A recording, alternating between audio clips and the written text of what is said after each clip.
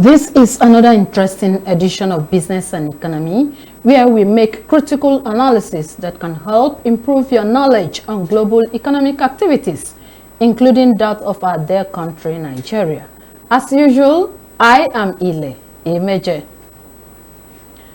Industrialization is identified as key priority of most nations of the world, Nigeria inclusive.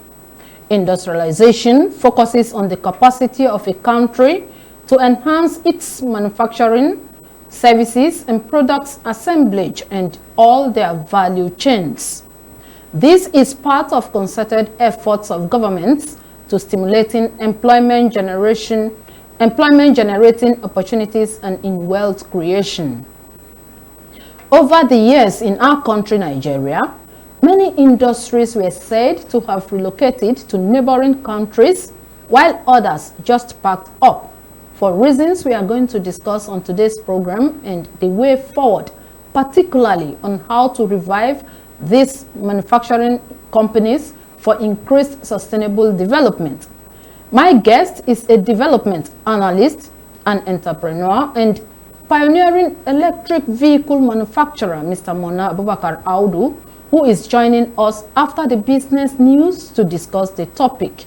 We'll be right back. Executive Director and Chief Executive Officer of the Nigerian Export Promotion Council, NEPC, Dr. Exra Yakusak, explained on the performance of the non-oil export for the first quarter of 2023. Nigerian non-oil products exported in the first quarter of 2023 is valued at $1.345 billion. This represents an increase of 8.5% over the first quarter of 2022, which was $1.249 billion. The breakdown of the non-oil export performance for the first quarter is as follows. Product exported. A total number of 167 products were exported in the first quarter of 2023. These products range from manufactured, semi-processed, solid minerals, and raw agricultural commodities.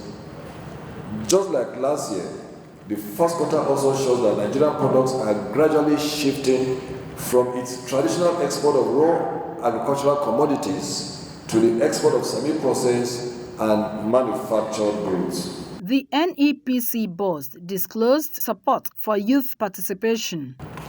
As part of strategies to catch them young and reduce the Jaguar syndrome among Nigerian youths, we have also commenced the process of building the capacity of youths in terms of having the requisite basic skill for export. The Youth for Export program is structured to reduce the high unemployment rate in the country and further create wealth among the non-oil export value chain. Dr. Yakusak further expressed optimism for better results and productivity. To facilitate the ease of doing business and seamless documentation processes, the Council during the period under review registered a total number of 793 SMEs. Distinguished gentlemen of the press, I am optimistic that with the several export intervention programs and projects that we have started, which are ongoing, the expected performance of the export sector in 2023 will likely surpass that of 2022. We are therefore projecting a non-oil export performance of over 5 billion for the year 2023. According to him, it is expected that Nigerian products will be able to compete favorably in the international market. Our guest, an entrepreneur, development analyst, and pioneer electric vehicle manufacturer, Mr. Mona Abubakar Audu, is already in our studio to look at the topic, reviving the automobile industry in Nigeria. Mr. Mona, you are welcome to the program. Thank you, Ila. It's a pleasure to be here. Okay, I've not seen you since the Salah, so permit me to say happy Salah, and how was it? And likewise. Happy Workers' Day too. We are still in the spirit of the Workers' Day. Absolutely. It's been a wonderful period. It was a time for rejuvenation.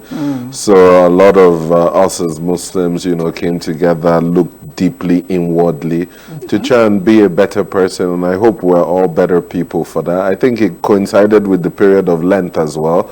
So it was a period of renewal for everyone, for all Nigerians. And happy Workers' Day too. I'm proud to be a worker in this Nigerian environment. Looking forward to the new incoming administration, which I know will do wonders for the transport sector, which I'm also part of. So I'm very happy to be here. And that is what we are going to discuss on today's episode of the program. Great. Okay. In the 70s and 80s, Nigeria had several vehicle assembly plants, but today, one can hardly find any of those other than the major one operating in Nnewi, Anambra State, the Innocent Motors. What do you think was responsible for the departure or closure of those assembly plants, generally speaking? To be honest, I think a few policies did not support manufacturing locally. The power sector was a great influencer in what you see today. Cost of generating power became so high, you had to look at generating power yourself, and if you do that, all your profits are eroded. Plus, like I said, some of the policies that were in place, they were not tax incentives, they were not, import duty reduction or elimination for those parts that the automobile industry needed. So because there wasn't an added push from government, and most importantly, the customers, government around the world are usually the biggest investors and customers for the automobile industry. But in Nigeria, most of the governments decided to focus on maybe ordering Toyotas or BMWs that were made, outside the country than looking inwardly. And I think this new incoming administration has looked closely into that. And I'm very happy to say some of the policies that will go into place would reflect that this is a serious government. This is a government, it's huge. This is the 37 trillion naira sector. So any government that wants to be serious about investing and boosting its economy has to look at the transportation sector. It constitutes 1.87% of our GDP. So it is a tremendously important sector. And with the right investment, with the right use of technology, I believe that, what has happened in the past would not continue to happen. It has encouraged people like us to be in the sector and to become players in the sector, even though it's quite challenging, but it's extremely interesting, and I believe that the future is great. Okay, let me start from you, because I know that you introduced the electric vehicle manufacturing in Nigeria. Yes. And for some time, I don't know what has kept you. The vehicle is not in the market, it is not plying our roads. What can you say are your setbacks, or were your setbacks? Let me just correct that a little. The vehicles are actually on the road, they are plying, but not in the quantity that you would see it and immediately recognize. And I think that's what I was referencing earlier. Most governments, if you want a policy that supports your creators, your inventors, your industrialists, then you set about those policies. So if you look at most agencies, government agencies, none of them order, or very few of them order, indigenous vehicles, and that would give us the kind of customer base that we need to produce.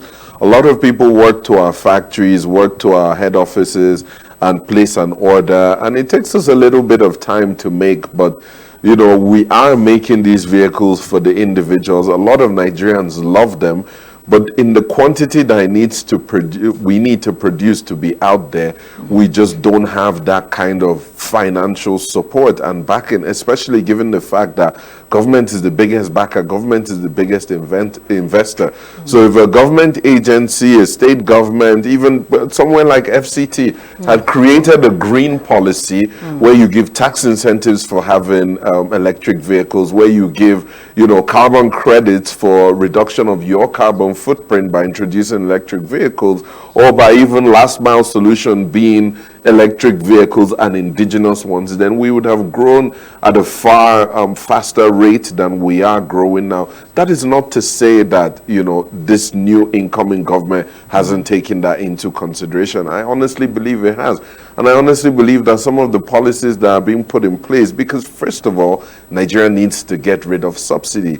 Subsidy has cost us between January to June next month 6 trillion naira. Between June to December, another 6 trillion naira. This 12 trillion naira is going into the hands of less than 100 people that, you know, we're not feeling the effect.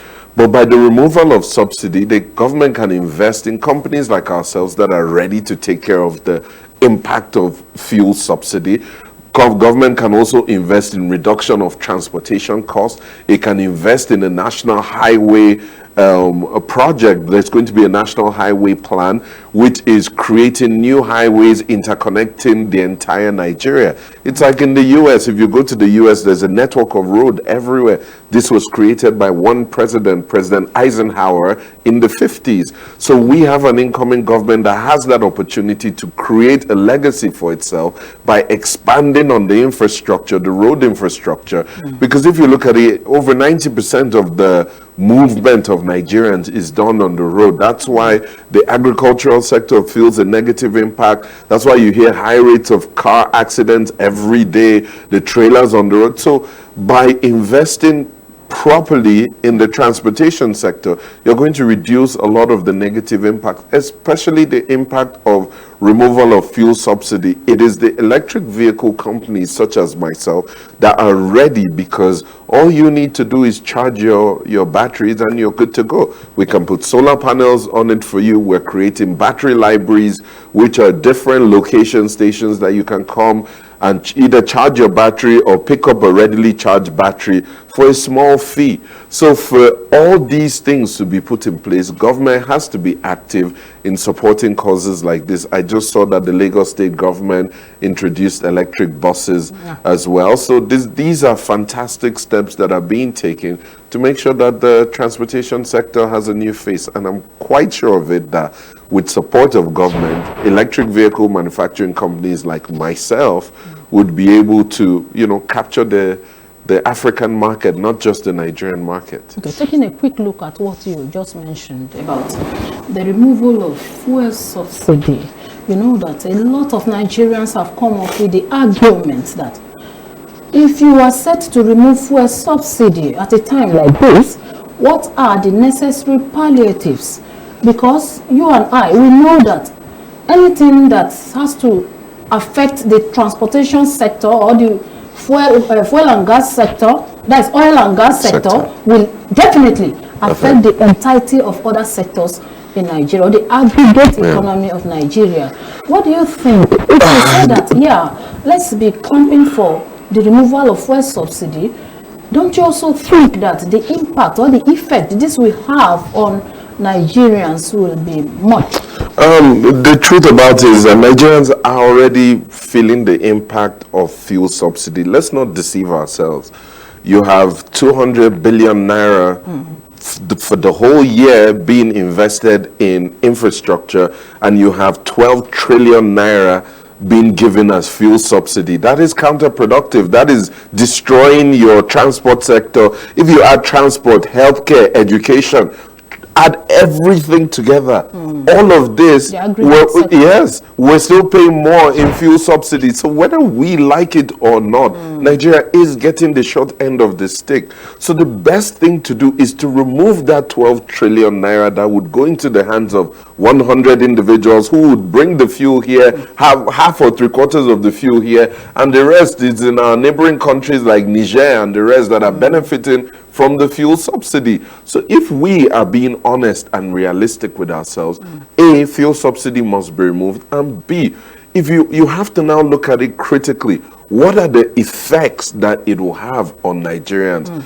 Cost of transportation will go up. Yes. So therefore, subsidized cost of transportation, public transportation. So government should invest in, say, companies like myself who make these vehicles locally and can produce vehicles for the local market, and then government reduces puts in a cost reduction program for a short period of time. If you look at other things that will be effective, cost of food will go up because of the cost of transportation that's gone up on the food. Virtually all prices will go up on virtually all things. So how does government tackle this? Improve the rail sector, improve transportation on the rail sector. Let there be cold rooms. 60% of the food already produced in Nigeria goes to waste. So we're already at a loss. But what we're saying is that improve storage, improve the silos, improve the transportation network. Let the farmers be able to get their food from point A to point B at very minimal cost. By giving them some of our electric vehicles, for example, we have the Olori and the Igwes, which are primarily for the farmers, small businessmen, which helps them to transport their goods. The pure water manufacturers, the farmers, the market women, this helps move their good at a very, very, very cost-effective rate from point A to point B. So government should reinvest a national highway plan would create a lot of jobs. When you create jobs, it means there are more money in the pockets of Nigerians to spend, not less. If you create jobs, it means that the number of people that have been outside idle doing nefarious activities and reducing the impact of investment in the country would reduce. So a lot of these things is cyclic. So if you invest in your people and invest in those young, especially young, bright individuals that are ready to work very hard for the country and believe in the progress of the country, I honestly believe that, yes, the immediate impact of removal of fuel subsidy will be felt, but the things that have been put in place to cushion those effects would begin to take effect gradually, and Nigerians will feel a genuine effort. But the last part that I think is a mistake is just simply going to, say, the World Bank and collecting money and sharing to Nigerians. I think that sharing to Nigerians, there are always, negatives attributed to that. Who really gets what? Is it really given to those Nigerians? There are a lot of negative things, and it leaves a lot of room for, illegalities. Therefore, the smartest way to avoid that is for government to invest in companies, invest in infrastructure, invest in healthcare, invest in so many things that would help alleviate the situations of Nigerians, and Nigerians will take that any day over 12 trillion that nobody can feel, because the price of the petroleum products are still going up anyways. Still on the role of government or the role of governance in Nigeria over the years, recall that this particular problem didn't just commence from the last or this administration or the last, but it has been over the years. Now, if we want to talk about the role of the government, investment in automobile manufacturing is a private concern or business that is tailored towards profit taking and not like public goods. In what way has governance over the years affected the operation that led to their closure? We are talking about those industries that are relocated to neighboring countries, apart from the power that we have emphasized on. I think what you're saying is how old-fashioned governance was run. That is, yes, ahead of the incoming administration. Yes. So that in the new world today, you see that most people in office, in governance, have had some kind of business orientation. Are also young people active, that understand the difference. Therefore, governance is you no longer look at it like private sector does A, public sector does B. No, it's now PPPs on almost every single level. So by government being able to partner with businesses, with automobile industries, automobile companies, they would be able to A, make money for both the government and both the private sector, and B, create those opportunities, technology transfer, creation of new jobs, giving young people things to do, improving healthcare, because if you have people with more money, they can afford to pay for better healthcare. If you have people that are active in the society and doing things that are beneficial, then it will improve their healthcare. In addition, in today's world, you have to look at carbon pollution. You have to look at the cost of temperature going up, the cost of, high methane emission. So by investing in electric vehicles, alternative means of transportation, government also cures that issue of flooding, erosion, the negative impact of climate change. Therefore, invest in these sectors, or an investment in this sector would tackle so many issues that Nigerians are facing today. So if government approaches it in a different way than government used to approach it, and look at it that is purely a private sector initiative, then I think that, you know, it'll be better. If you look at Tesla, Tesla is the world's largest electric vehicle manufacturer in the world. But guess what? They don't have the most electric vehicles on ground, on the road. No. And if you look at it, how are they the largest? Because the US government, NASA, which is their space agency, gives them a $6 billion contract a year where they make rockets for NASA. So you can see that already as a company, the federal government, the US federal government invests, maybe not directly in the electric vehicles themselves, but invest in the technology, in the manufacturing, in that process. If you look at Microsoft, it's a big IT company, but a lot of the systems maintenance, cloud work, everything that is done for US government is done by Microsoft. These are the biggest companies in the world, private companies, but yet they have the biggest government contracts in the world. So that is what Nigerian government, the new system, needs to understand.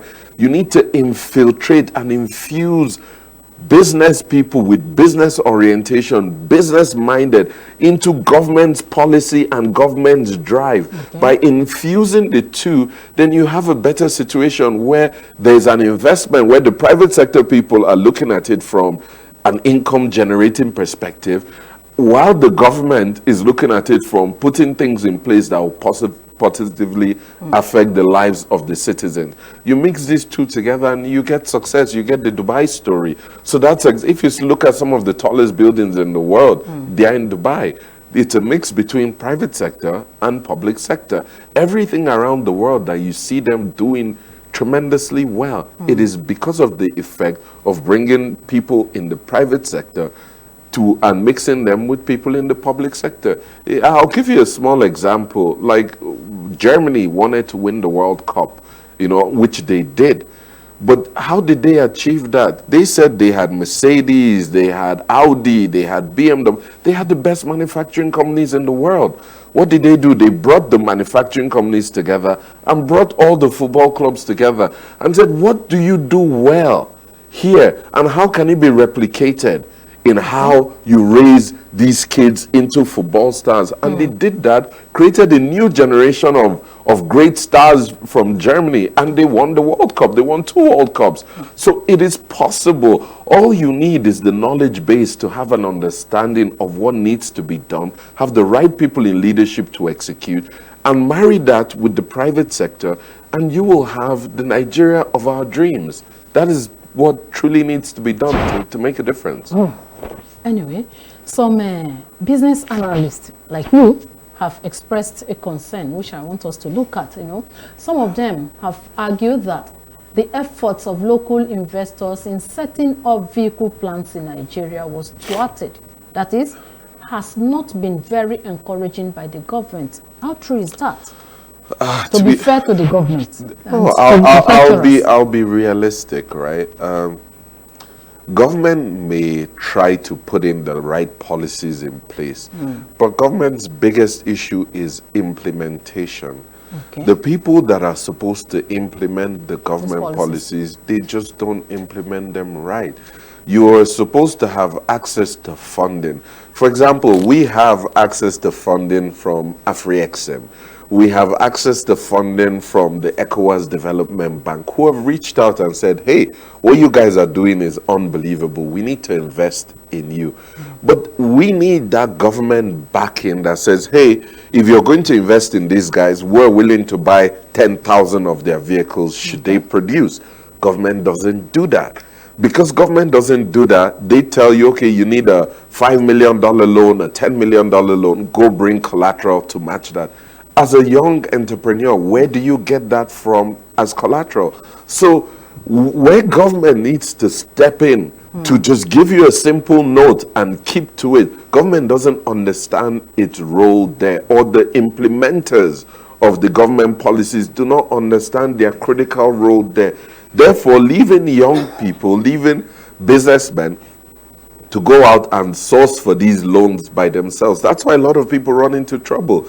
You take loans at very high figures, very high amount, and then you're unable to pay them back because of the prevailing circumstances. You take it at a dollar equal to 500 naira today, you come back tomorrow, time to pay a dollar is equal to 600 naira. It's not in your calculation. That is going to affect your business case. Therefore, if government understands the need to work with young people, understand the need to work with entrepreneurs, understands the need to develop these sectors, then it will be much easier. We have been in production for 2 years, and everything we've done, we've sourced from our pockets. And that's why we're not moving at the pace that we would like to be moving. If we had this backup from government and says, hey, bring us 20,000 vehicles, we'll buy and distribute to our people. And our people can take it from us as a form of lease to own. You pay monthly, you pay weekly, you pay yearly, whatever it is, come take Uber. So you've developed a cyclic environment. One leads to another, which leads to another, and everyone is progressing. Everyone is making money from that. Everyone is benefiting. So I think government just needs to understand that they can play a minimal role in the right place and then achieve greatness for its people and achieve all its developmental goals. Okay, looking at all the potentials, and from your explanation, you have also noted that this industry has the capacity to create employment generating opportunities and also create wealth in the hands of the young people, even those of us that are coming up. Absolutely. Those of us that are coming up too Can take advantage of the industry. And going forward, what do you think the government should do? We are expecting a new government to be sworn in very, very soon.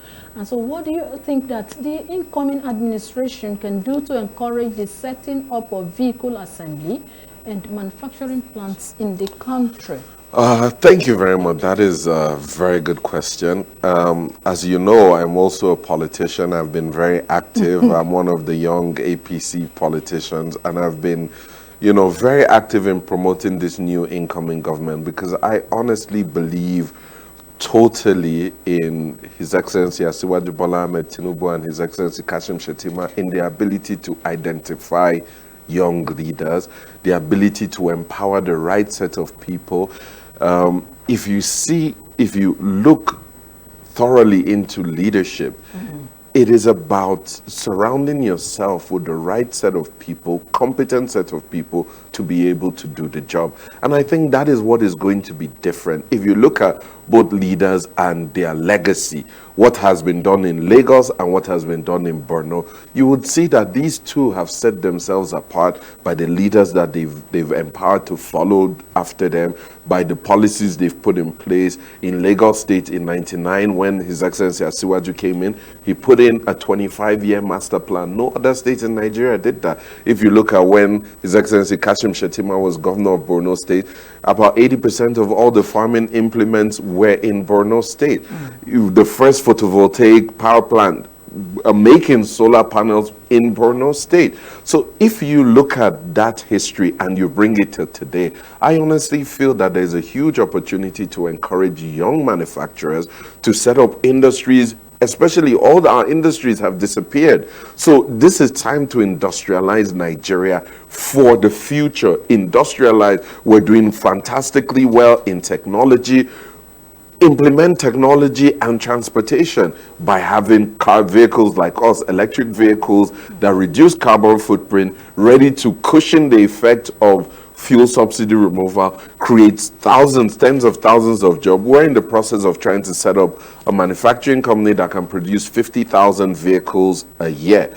By us making 50,000 vehicles a year, we're creating 100,000 direct jobs in that line. We're making energy production for our lithium. We're certainly creating another 50,000 jobs. So you have 150,000 jobs directly. then guess what? Our 50,000 vehicles, those who want to use them for Uber, for business, you've created another line of business a year. Those who want to use it to monitor, because we have an app that we're developing, you can monitor the life of your vehicle, you can order, you can transact. It's like an Uber ordering service. So those young people who want to get into a different line of business, so this creates millions of jobs directly and indirectly. All those who would, the engineers who would be employed, the constructors who would build the vehicles, those who would build the factories, those who would build the plants, all of those ones are jobs that will be created. We need power to power it. So we're setting up 2 megawatts. It starts with a 2 megawatt solar power plant. So if you look at that as well, that is creation of a new line of job. So for this government to succeed, a lot of young people need to be empowered. If you look at the election dynamics, it is young people that voted for APC, PDP, Labour, and NNP. All young people. All young people came out to say, listen, we're frustrated, we need a voice. So wherever they found themselves, be it the people like us, young people like us in the APC, or others that were in the Labour Party or the PDP, everyone felt, hey, I have to speak up for what I believe in, and I believe that I must take responsibility of myself first, and then of Nigeria. So therefore, any government that wishes to succeed beyond these 4 years must empower a lot of young people. You must create opportunities for young people.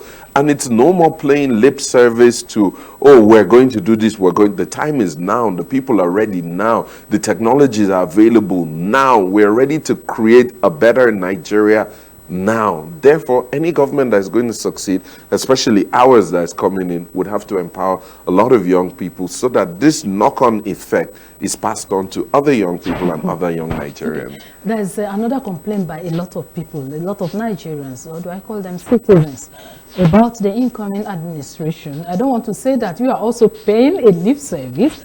Their complaint is that, how are we sure that the old formal way, or the formal way of maybe leadership coming up with promises and not fulfilling their promises, how are we sure that the same thing will not repeat in this government? To be honest, all you have to look at in life is the examples people set. If you look at the examples people set, then you would know, okay, where is this person going? So let's take the incoming president, His Excellency Asiwaju Bola Ahmed Tinubu. You and I can sit down here and name 20, 30 people around the country that he has empowered to be leaders in their own right. The current vice president, the current Senate president, so many governors, so many senators, so many people in the business field. That is what you're looking at as a positive example. This is an example of what he's done. If you look at Lagos State, he set a 25-year plan, which expires, guess when?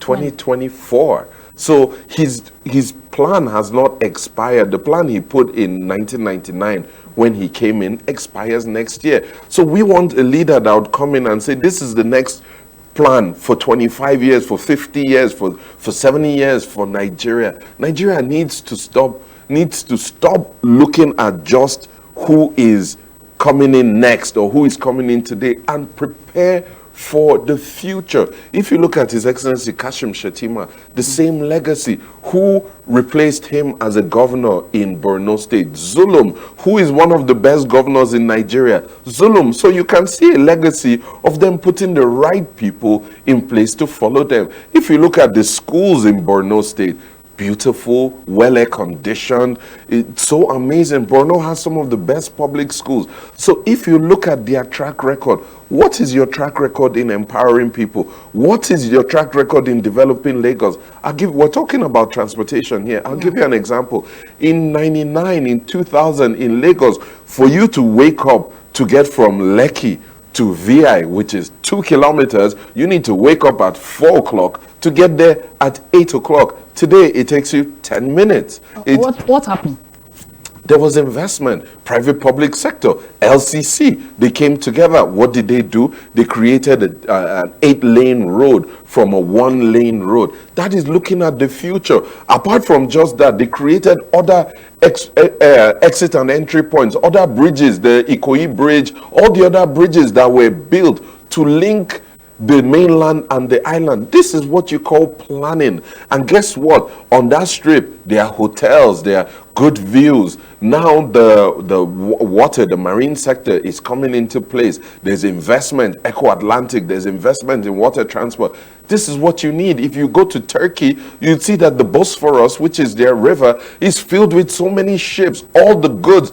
In fact, you see tunnels. This one is for train. Underwater tunnels. This top part is for train. This bottom part is for cars. This bottom part is for movement of goods. So you can see that if you only plan, it is possible to achieve all of that. And we have two leaders who their forte, who their resume speaks of empowering the right set of people. I wouldn't be this active. I wouldn't push this government if I didn't believe wholeheartedly that it is time for competent leaders. I'm a young leader. I believe I am extremely competent and I will take an active role in this incoming government, not because anything has been promised, but because the only way to build a better Nigeria is by our hands. We need to do this work. We cannot wait. The time of waiting and sitting back and waiting for them to call you out, hey, come and do this.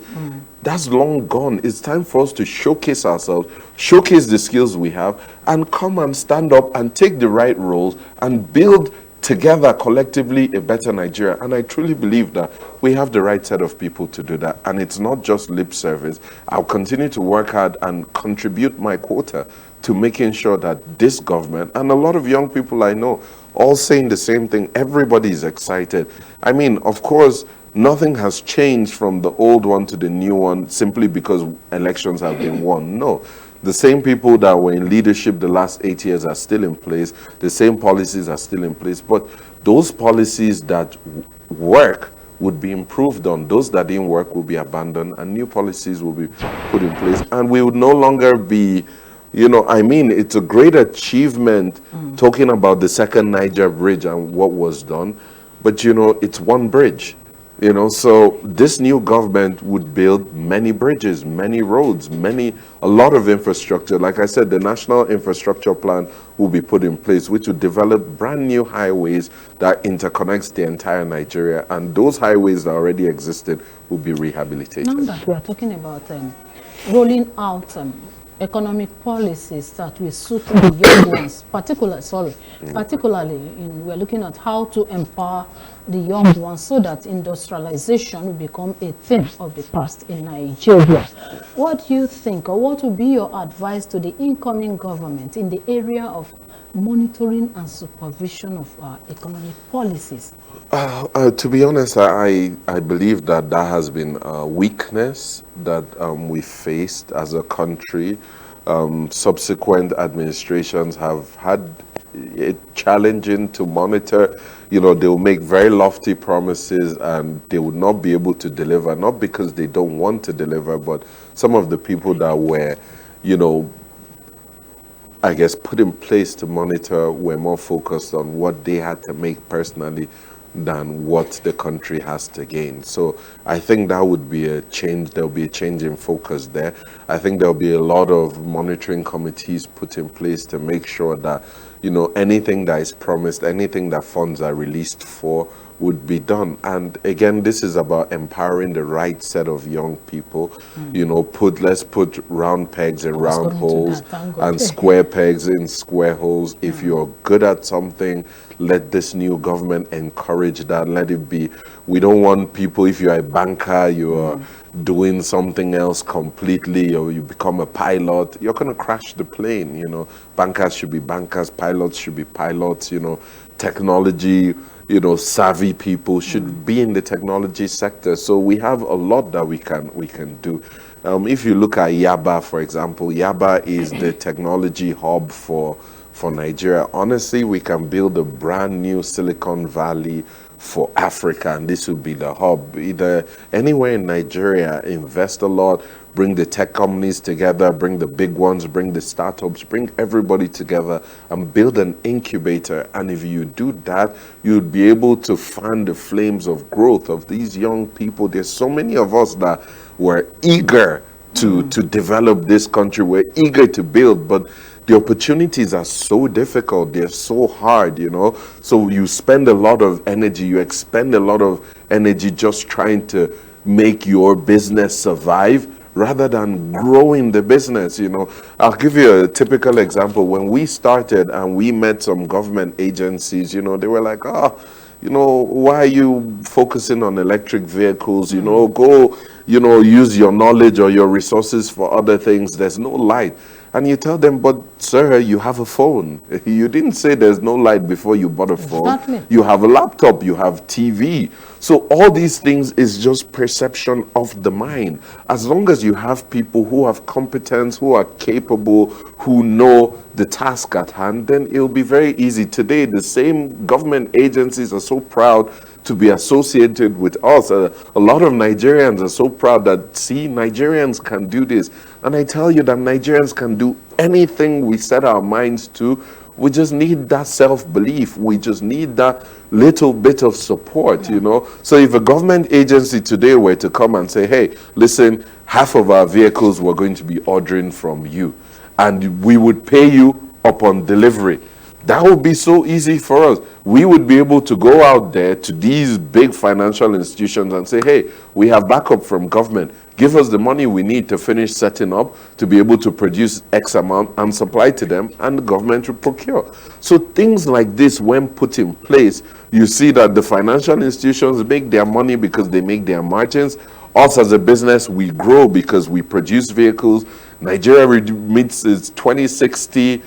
We also have a target for climate change target 2060 to be carbon neutral, which is going net zero, which net zero simply means removing as much carbon dioxide as you put into the environment. So producing more electric vehicles, producing more carbon neutral equipment and technologies would help save our environment and will help raise a lot of funds for our young people. Technology transfer is a big deal now, so we need to train a lot of young people in skills that would equip them for the future. Nigerians are greatness personified. Put the right people in the right position. Ensure that the right people are put in the right position, and Nigeria will be a country to look at. That is the opinion of my guest. And with that advice, we have come to the end of today's edition of your program, Business and Economy. The guest we have been speaking with is a development analyst, an entrepreneur, and pioneer electric vehicle manufacturer, Mr. Mona Abubakar Audu. He is the son of former Kogi State Governor Prince Abubakar Audu. Mr. Audu, we thank you so much for finding time to be on today's edition of the program. I hope if we call you again, you'll come. Absolutely. It's been wonderful, and I always love these exchanges, Ila. You're a wonderful anchor, and I love your show, and it gets to real Nigerians, you know. A lot of Nigerians come and meet me and say, oh, they saw me on your show, and they really liked it. So thank you for helping project us young people and giving us the opportunity to showcase to Nigerians that we have potential. So hopefully more people would buy our electric vehicles, EMVC, made by EMVC. That's the Adoja, the Igwe, the Olori, and Olori 1 and 2. So they are all named after local Nigerian titles as well to give us that. All right, thank you for the commendation, but I'm going to meet you for your advert. You're going to pay advert. Your program. Okay. And to you, our esteemed viewers and listeners out there, we want to thank you so much for spending time and branching off to stay with us on the program. Once again, happy Workers' Day to you all. Ensure to do all you can to unite the country to being an invisible one with peace and harmony. Have a nice week.